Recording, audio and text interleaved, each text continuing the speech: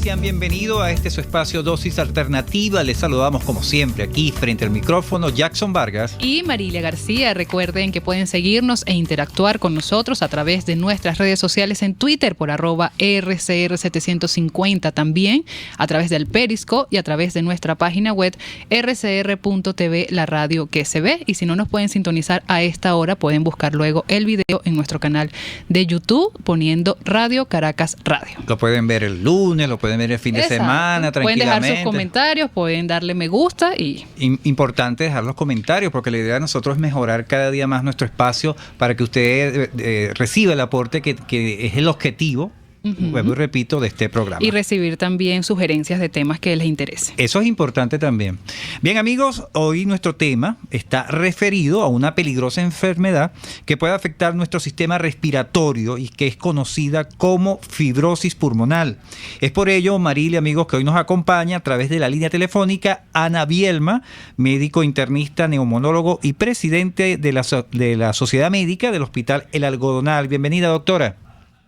Buenos días, ¿cómo están ustedes? Muy saludos a su audiencia y a ustedes también. Bienvenida nuevamente, doctora, gracias por atendernos. Así es. Muy bien, gracias. ¿Cómo están ustedes? Muy bien, otra protagonista, ¿no?, de nuestro espacio. Tenemos bastante protagonistas. Sí, la que nos ha acompañado desde el primer momento. Así es. Bien, gracias, muy bien amable. Importante su participación, doctora.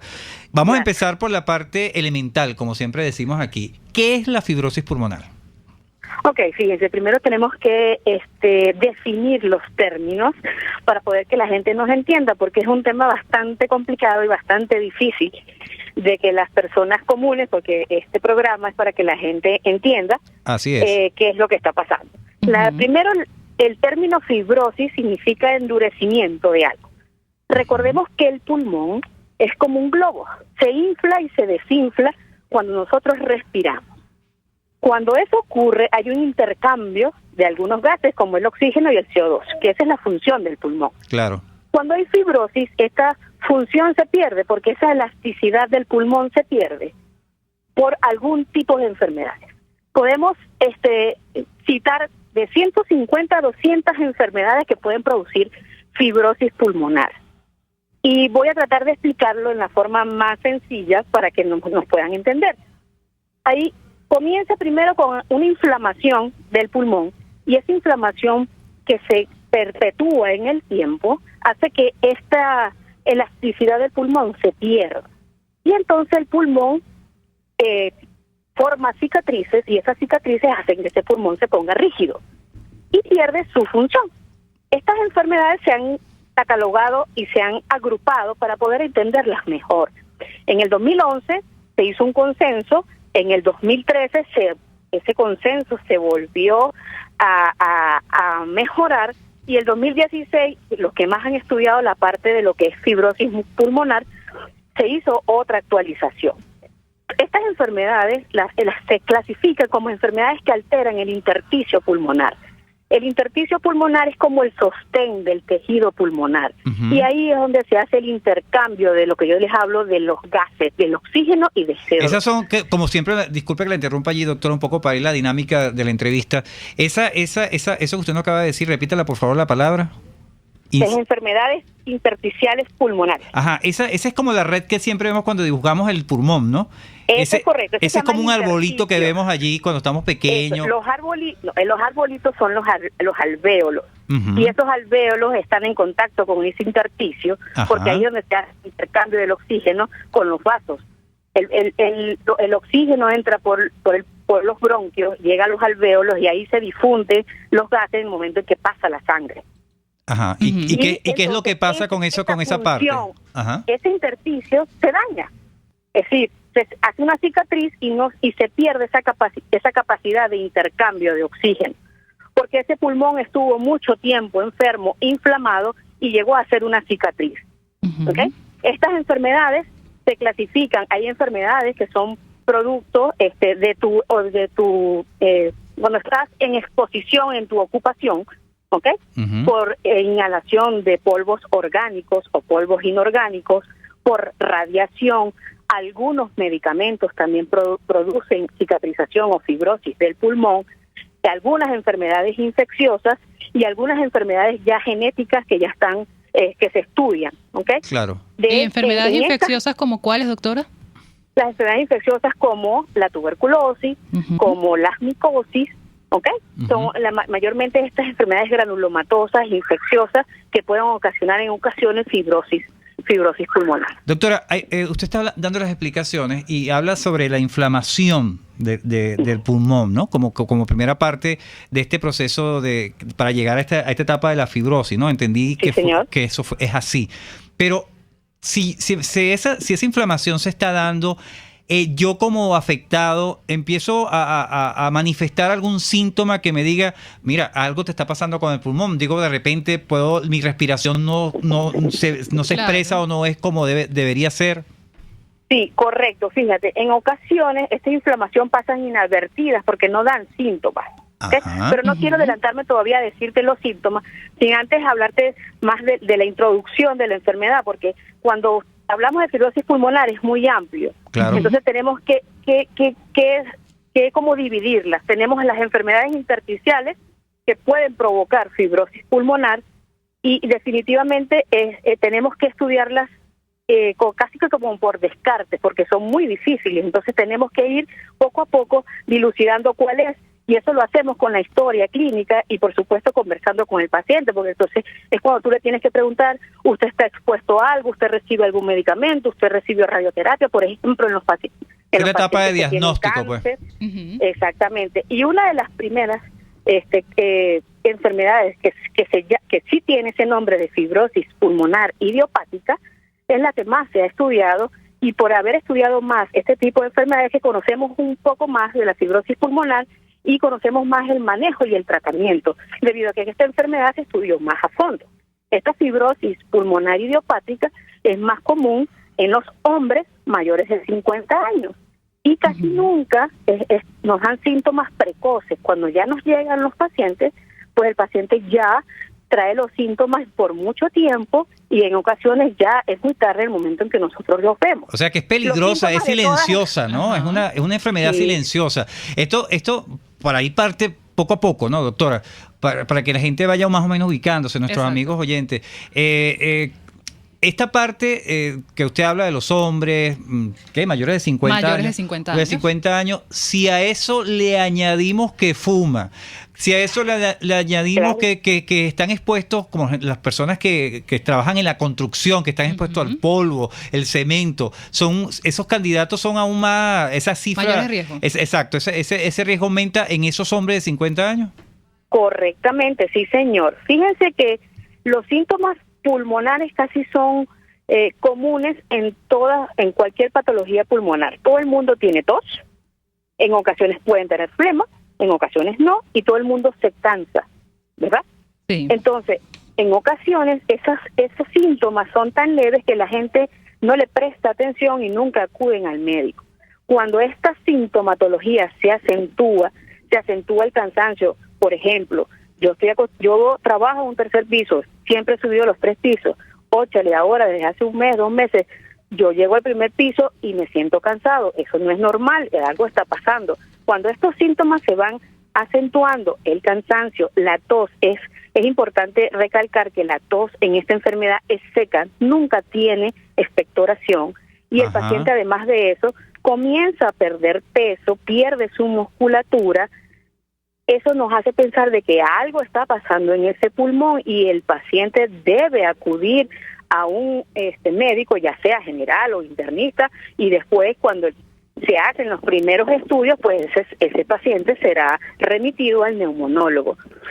En todo el mundo ha sido difícil agrupar estas enfermedades que provocan fibrosis, porque son muchísimas causas y, por supuesto, en los países industrializados, en los países desarrollados, pues se han hecho grupos de trabajo multidisciplinarios para poder clasificar la enfermedad y poder llegar a tratarla y evitar que este paciente se complique luego por la enfermedad.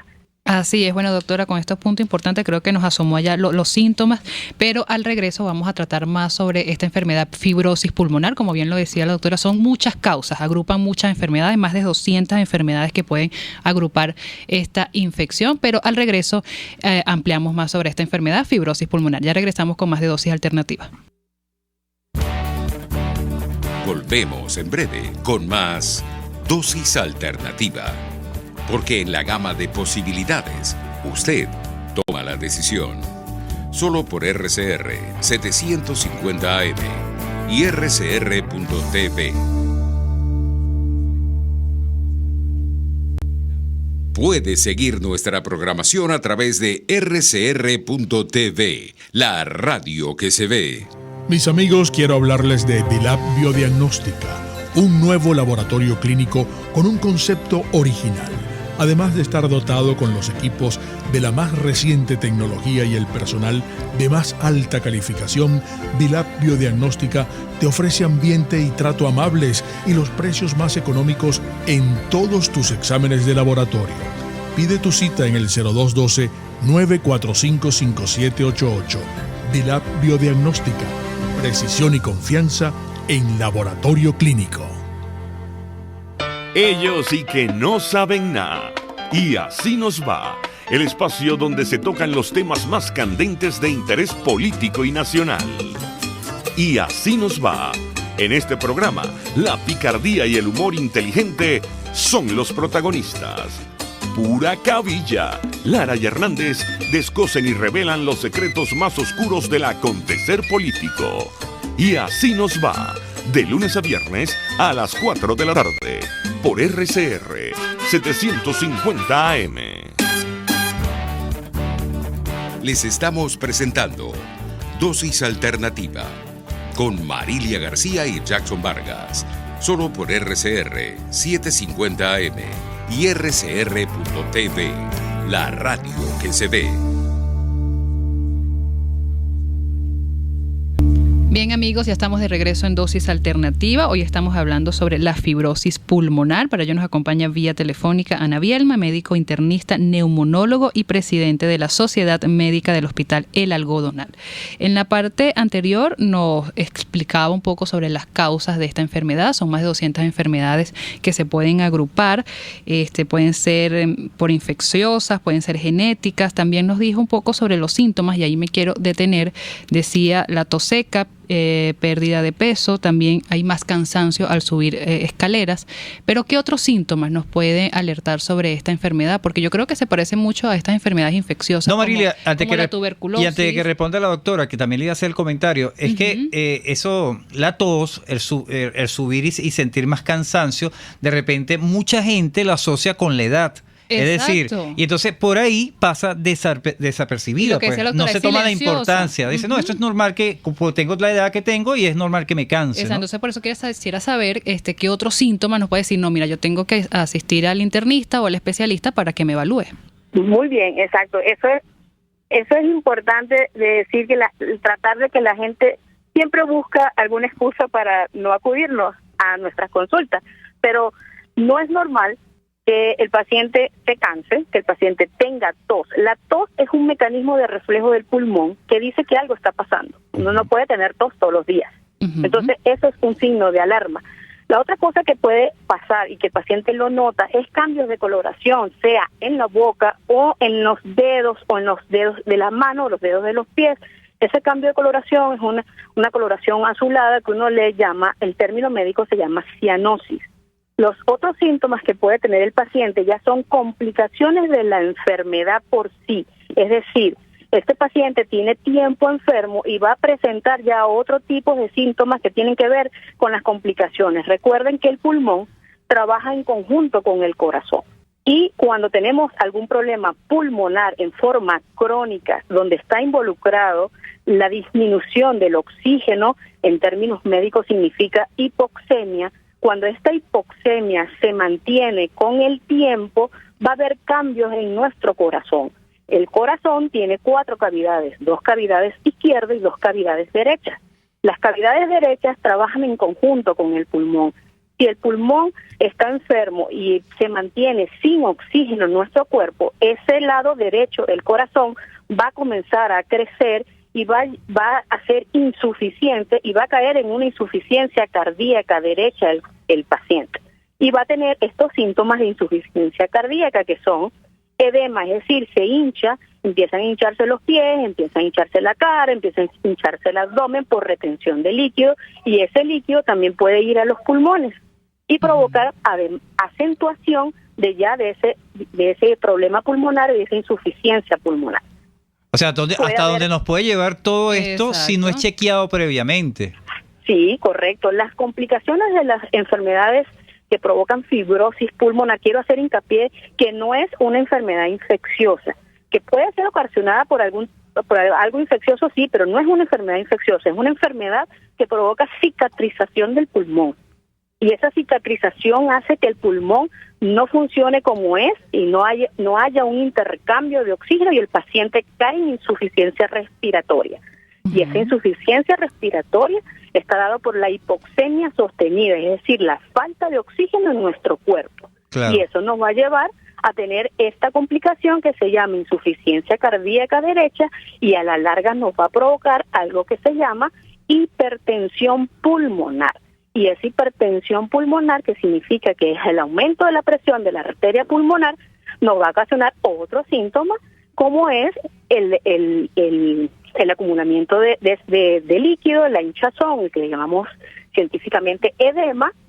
El paciente, por supuesto, se cansa mucho más, y el paciente va a tener algunos cambios en el nivel de sus manos y de sus pies, como es el abombamiento o el crecimiento. Se le ponen los dedos redonditos, como palillos, como si ustedes vieran una baqueta, el extremo de la baqueta con que uno toca una batería, ese extremo es como más redondito. Así se ponen los dedos de las manos y los pies, y el término científico se llama acropaquia. Claro. Amigos, estamos conversando con Ana Bierma, médico internista, neumonólogo y presidenta de la Sociedad Médica del Hospital El Algodonal. El tema de hoy, fibrosis pulmonar. Doctora, ya vimos el panorama, toda esta parte negativa. Es como la bolita de nieve de una avalancha, ¿no? Que precede a la avalancha. O la punta del iceberg. Ya estamos claros, o por lo menos estamos entendiendo todo el problemón en donde estamos metidos por esta situación, ¿no? Pero ahora, sí, llegamos al momento del tratamiento. Supongo que en la medida que esta enfermedad ha avanzado, la recuperación del paciente va a ser más cuesta arriba. ¿Qué posibilidades hay de cura de una persona que está afectada por esta situación? Bueno, primero, para poder llegar al tratamiento tenemos que hacer el diagnóstico. Uh-huh. El diagnóstico no es fácil. El diagnóstico lo hace, como en cualquier enfermedad en medicina, tenemos que hacerlo clínico, radiológico y paraclínico. Eso significa hacer una buena historia médica, un buen examen del paciente y pedirle algún tipo de estudios pertinentes. Entonces, aquí es muy importante preguntar al paciente, escudriñar su vida, sus hábitos, su exposición y, por supuesto, saber cuáles son los síntomas. Y cuando tú examinas al paciente vas a encontrar algo muy característico, como ya les dije, lo vamos a ver, es un paciente que ha perdido peso, ha perdido masa muscular, es un paciente que tiene dificultad para respirar, que tiene tos, y cuando uno lo ausculta, nuestra arma es el estetoscopio, pues uno lo ausculta y va a escuchar algo que en términos médicos se llama crepitante. Es cuando si tú agarras una hoja algún plástico y lo rozas, ese sonido que hace esa bolsa cuando tú la friccionas, ese es el mismo sonido que uno escucha a nivel de los pulmones. Eso se llaman crepitantes. Eso es característico de este tipo de pacientes, pero cualquier otra enfermedad puede tener crepitantes, entonces eso tampoco nos ayuda mucho. Claro. Y si evaluamos la parte cardíaca y vemos que ese paciente tiene alguna otra cosa que nos llama la atención, pues nosotros empezamos a pedir una serie de exámenes. El laboratorio nos puede guiar, pero para nosotros es imprescindible una radiografía de tórax, donde vamos a ver algunos cambios específicos de la fibrosis. Cuando te hablé al principio del intersticio pulmonar, que es esa red, esa malla, eso no debe verse en una radiografía. Cuando ese intersticio se afecta, se pone más grueso, nosotros vemos cambios en la radiografía. Vemos algo que nosotros llamamos patrón reticular, que es como ramas de árboles, o patrón trabecular, y otros tipos de patrones como es panalización o panal de abeja. Que eso lo da la rigidez de esa zona, ¿no? Sí, nos lo va a dar la afectación que tenga el pulmón. La mayoría de las veces estas afectaciones son bilaterales, no son unilaterales. Es otra cosa que nos hace pensar más en la enfermedad, porque es algo difuso, no es algo localizado. Después que nosotros tengamos esa radiografía, que vemos que eso no es normal, tenemos que confirmar todos estos hallazgos radiológicos con una tomografía de alta resolución. No es igual una tomografía de tórax normal a una radiografía de tórax de alta resolución. La tomografía de alta resolución nos hace cortes mucho más pequeños y podemos ver mejor el parénquima pulmonar. Y ahí vamos a ver todos los cambios, esto que estoy hablando de patrones, que para nosotros es importante, porque ya en el último consultorio del 2016 que se hizo en México, nosotros podemos solamente con la historia clínica, el examen físico y la tomografía ya descartar muchas de las enfermedades intersticiales que provocan fibrosis pulmonar debido a estos patrones tomográficos. Después que tú tienes todo esto, tienes que hacerle el estudio funcional del pulmón. Como los cardiólogos necesitan estudios funcionales del corazón, nosotros los neumonólogos también necesitamos estos estudios. ¿Cuáles son estos estudios? Este paciente tiene que tener mínimo una espirometría. Esa espirometría es donde uno va a una máquina y sopla en esa máquina para ver cómo están los volúmenes, su función pulmonar. Esa función pulmonar en estos pacientes, como este pulmón es rígido, no se hincha ni se vuelve a colapsar, pues cuando tú tienes la espirometría, el patrón es un patrón restrictivo. E inmediatamente tú tienes que estudiar ese patrón y hay que hacerle otras series de estudios, como es la prueba de difusión, que es la que nos va a decir esos gases que te hablé al principio, claro. El CO2, el oxígeno, esa prueba de difusión nos va a decir si eso está alterado o no. Claro, doctora, disculpe que la interrumpa allí. Termine la idea, por favor, termine la idea para que redondear, porque nos queda apenas un minuto, lamentablemente. Ok. Entonces, bueno, se hacen todas estas pruebas funcionales, además de eso se hace otra prueba que se llama caminata, hay que hacer unos gases arteriales y tú vas corroborando todo lo que probablemente este paciente va a tener, que es la hipoxemia, la que nosotros debemos tratar.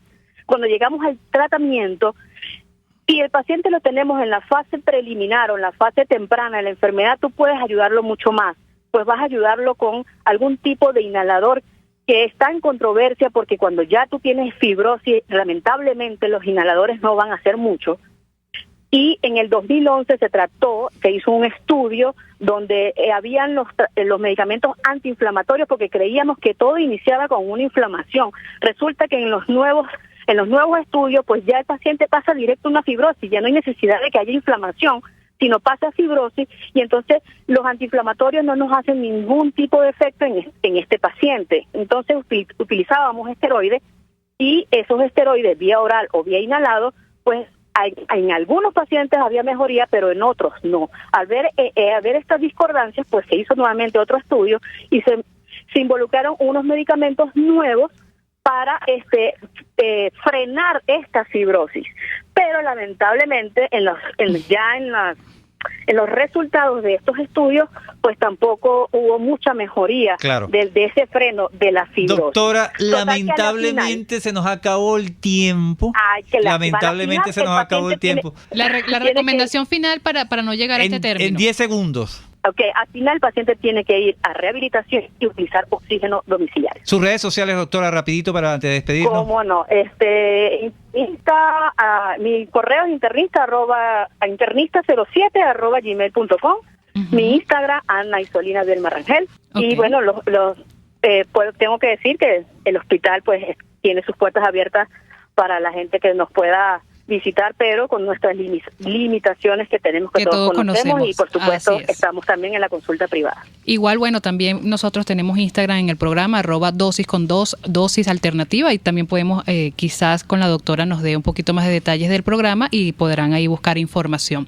Hemos llegado ya al final de nuestro espacio. Damos las gracias a la doctora Ana Bielma, médico internista, neumonólogo y presidente de la Sociedad Médica del Hospital El Algodonal. Estuvimos trabajando para ustedes en la dirección general de la estación, Jaime Nistares. En la gerencia de producción, Wilix Arcaya. En los controles, César Arteaga. Recuerden seguirnos a través de nuestras redes sociales en @RCR750 y sintonizarnos en vivo en nuestra página web rcr.tv, la radio que se ve. Les invitamos a que continúen ahora con el Radar de los Barrios.